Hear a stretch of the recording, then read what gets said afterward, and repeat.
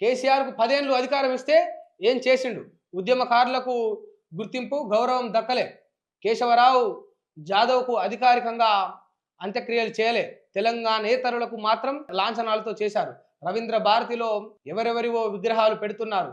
తెలంగాణ వాసులను బలి తీసుకున్న బీఆర్ఎస్ పేరుతో పార్కు ఇంకా ఉండడం బాధాకరం. అక్కడ జయశంకర్ విగ్రహం పెట్టాలని కేటీఆర్ను ఎన్నోసార్లు కోరిన ఉద్యమకారుల ఆత్మగౌరవ సభలో కేసీఆర్ 10 ఏళ్లలో ఏం చేసి ఈ 10 ఏళ్ళు అసలు మీరేం చేసిరు?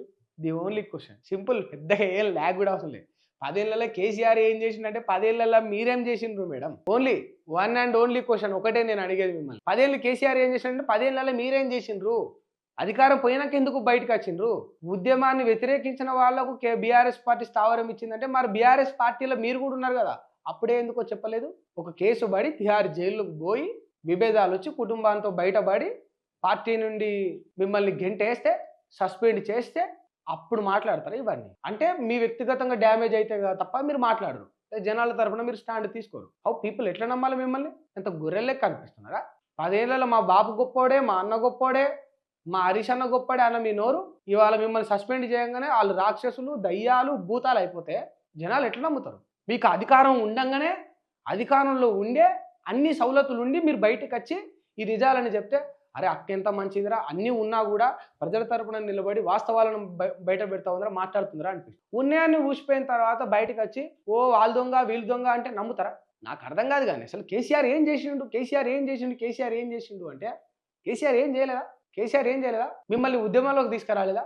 కేసీఆర్ మీకు ఎంపీ టికెట్ ఇవ్వలేదా? ఓడిపోతే మిమ్మల్ని ఎమ్మెల్సీలను చేయలేదా?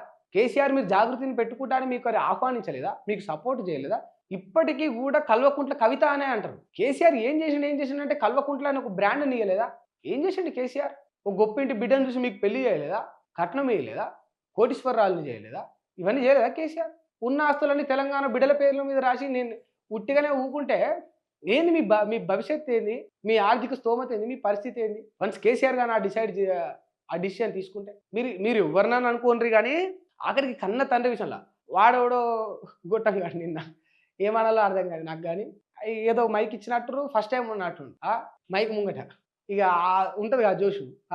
కేసీఆర్ కొట్టుకుపోతారట ఉద్యమంలో. కేసీఆర్ ఉద్యమం మొదలు పెడితే పెద్ద పెద్ద తిమింగలాలే కొట్టుకుపోయినాయి. బచ్చాలు లుచ్చాలు అయినోడు కానోడు మైకు దొరకంగానే వచ్చి కేసీఆర్ ఉద్యమంలో కొట్టుకుపోతాడు అనే కాడికి వచ్చింది. కేసీఆర్ ఉద్యమంలో పెద్ద పెద్ద తిమింగలాలే కొట్టుకుపోయినాయి, పెద్ద పెద్ద పులులే కొట్టుకుపోయినాయి. కేసీఆర్ ఉద్యమం మొదలు పెడితే పచ్చని అడవి కూడా మంటలతో రగిలింది, నిండు సముద్రం కూడా ఎండుకుపోయే పరిస్థితి వచ్చింది. కేసీఆర్ ఉద్యమం గట్ల చేసిండే. లేదో ఉద్యమం వస్తుందట, ఆ ఉద్యమంలో కేసీఆర్ కొట్టుకుపోతాడట. అర్ధగంట సేపు నవ్విన నేనైతే ఆ వీడియో చూసి. అయితే మా పిల్లలు ఏదో సీరియస్ మ్యాటర్ అన్న చూడు ఇదేమో అంటారు, జాగృతులు ఎవరు అని అంటే చూపిస్తే నేను సీరియస్ మ్యాటర్ అనుకుని కామెడీ వీడియో చూపెడతారు ఏంటంటే నేను అర్ధగంట సేపు నవ్విన. తర్వాత వాళ్ళకు కూడా అర్థమైంది, అన్న నిజమే అన్న ఇది జోక్సే అన్న, నేను చూసుకోలే అని వాళ్ళు కూడా రియలైజ్ అయింది. ఎందుకే ఈ జోకులన్నీ అంటే మైకులు అందరి దగ్గర ఉంటాయి, స్వేచ్ఛ ఉంటుంది, ఎస్ ఆ ఫ్రీడమ్ ఉంటుంది, మాట్లాడే హక్కు ఉంటుంది. కానీ దానికి వ్యాలిడ్ ఉండాలి కదా.